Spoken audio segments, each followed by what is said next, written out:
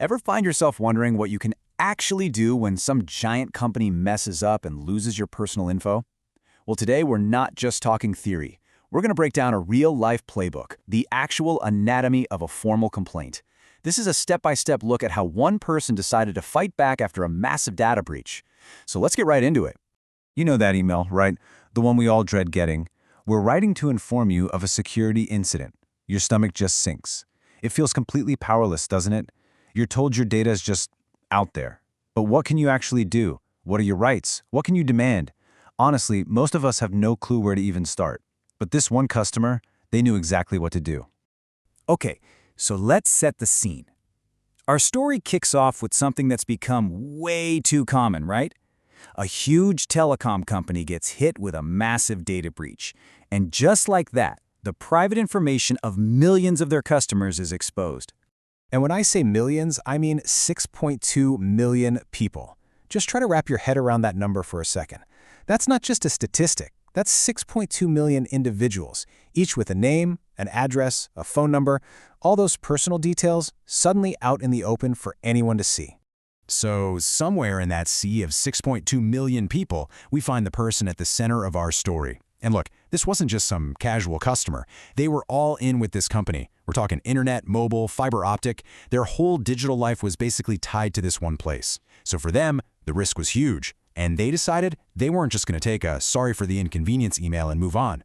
No way. They were going to fight back. All right, so this is where it gets really interesting. This is how that frustration turns into an actual formal strategy. This customer didn't just fire off an angry tweet or a bad review.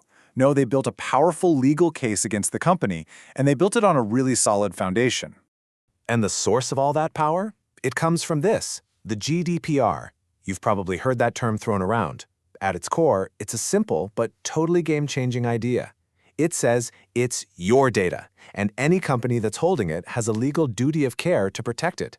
See, they're not doing you a favor. They are legally required to keep it safe. That's the key.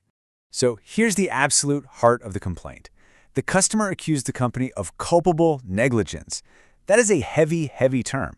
They argued that the company had basically ignored security warnings they'd gotten before the breach, which means this wasn't just some unavoidable accident. It was a failure that could have and should have been prevented. And this really just lays out the central conflict perfectly, doesn't it? On one side, you've got the company's interests, protecting their money and their reputation. On the other, you've got the customer's fundamental right to privacy. The customer basically argued that the company made a choice. They chose to protect themselves over protecting their 6.2 million customers. And from where this customer was sitting, that choice wasn't just bad business, it was flat out unlawful. But the complaint goes deeper than just pointing fingers at the company's failures. It really dives into the real-world, personal impact, the consequences for the person whose life just got turned upside down. And this quote, which comes straight from their complaint letter, just hits you right in the gut. The loss of control over my private data. It's not just about a password you can change, It's about that deep, unsettling feeling of being violated. That constant anxiety of knowing your most personal info is out there in the wild forever. It's a total loss of control. And that feeling of losing control isn't just a feeling. It leads to real, tangible dangers. Suddenly, this person is at a way higher risk for things like identity fraud. They're a prime target for those super convincing phishing scams and social engineering attacks. And maybe worst of all, the trust they put in that company, it's just gone, completely shattered. Okay, so the damage is crystal clear. But this is the part of the story I love. This is where things flip from defense to offense. The customer lays out 4 incredibly clear, strategic, and non-negotiable demands. This right here, this is the counterattack playbook. And these 4 demands are just so logical and powerful. First up, what did you take? I want a detailed, itemized list of every single piece of my data that was leaked. Second, why did you fail? Don't give me corporate speak. I want a real, written explanation for your security failures. Third, how are you going to fix it? Tell me exactly what new measures you're putting in place to protect what's left of my data. And finally, number 4, how are you going to make this right?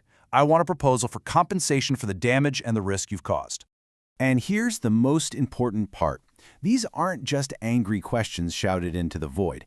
Each and every one of them is a formal demand grounded in the legal right of access that every citizen has under GDPR.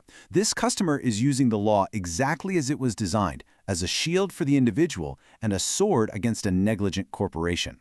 So the formal complaint is officially sent. The demands are on the table. The entire power dynamic has just been flipped on its head. So, what happens next? Well, thanks to the GDPR, the company can't just shred this letter and pretend it never happened. They are now officially on the clock. They have a strict 1-month legal deadline to provide a complete and satisfying answer to every single one of those 4 demands. And the customer has already laid out the consequences for failure, plain and simple. If the company's response is weak, or if it doesn't come at all, the next step is a formal complaint to the National Data Protection Authority. We're talking the government watchdog. And after that, potential legal action. The ball is now, without a doubt, in the company's court. You know, this whole thing really boils down to one fundamental question. We all know our data is worth a ton of money to these corporations, but when they drop the ball and fail to protect it, who really ends up paying the price for their mistake? This one customer decided it wasn't going to be them. Which leaves you wondering, what about the rest of us?